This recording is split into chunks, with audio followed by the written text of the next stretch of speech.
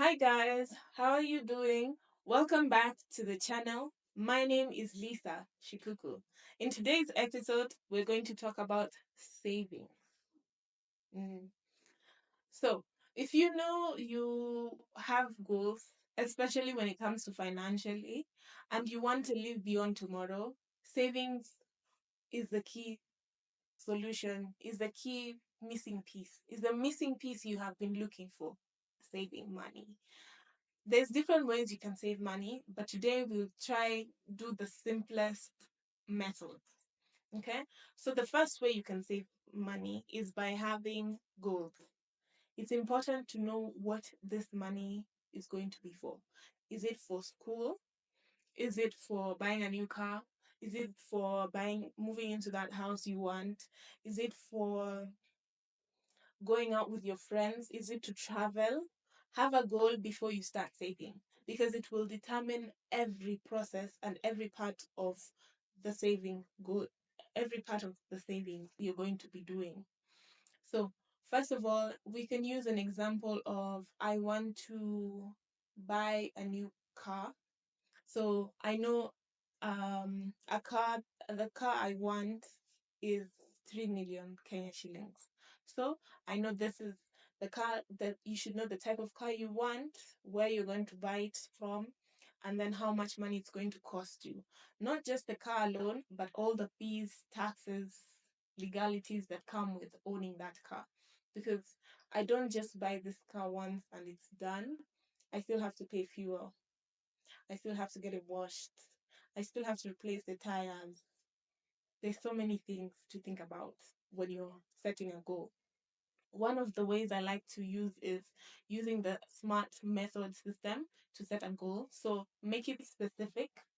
S is for specific, M is for measurable, A is for achievable, R is for relevant, and then T is for timely.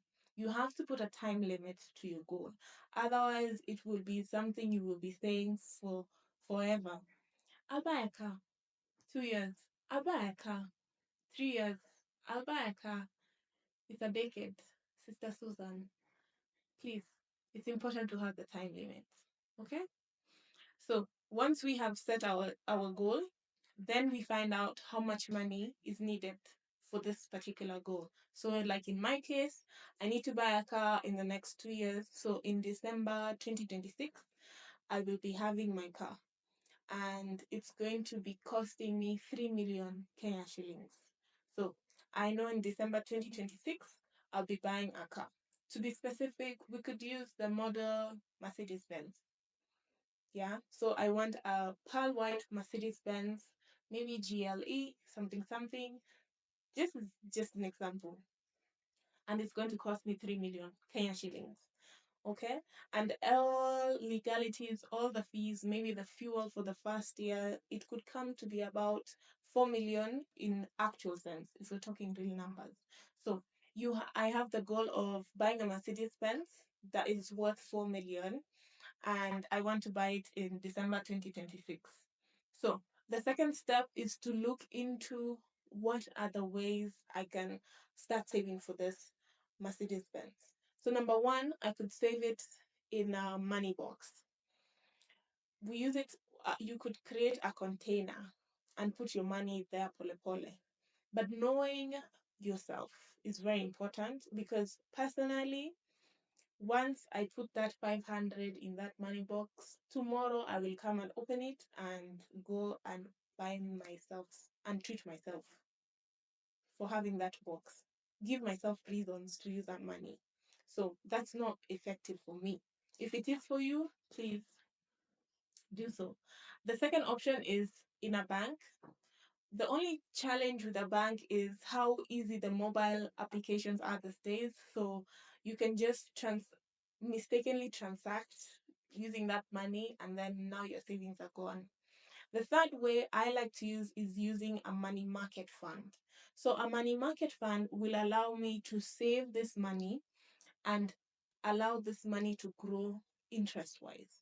So not only is my money secure, it also increases in value, which is good for me because it will lessen the amount of time I need to save for my car.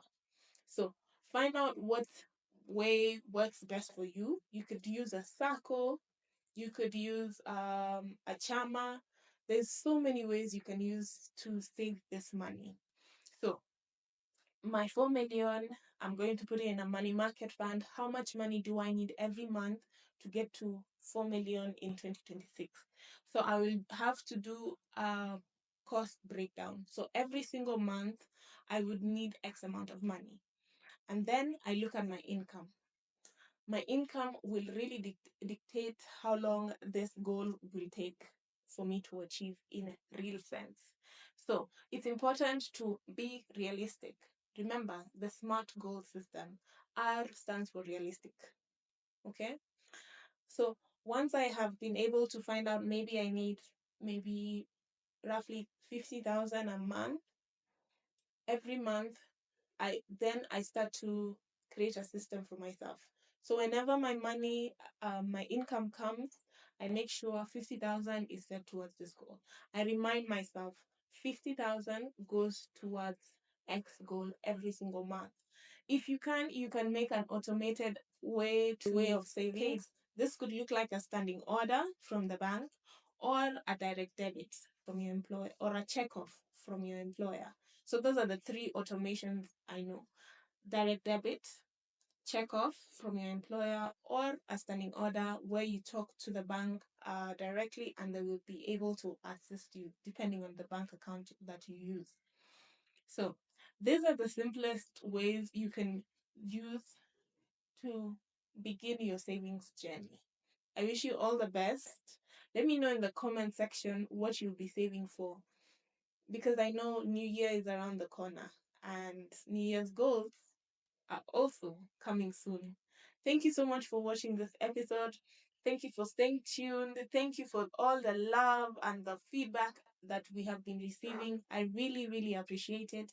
Make sure to like this video, comment down below what your thoughts on it, what kind of episode and content you want to see in the next episode, and please subscribe.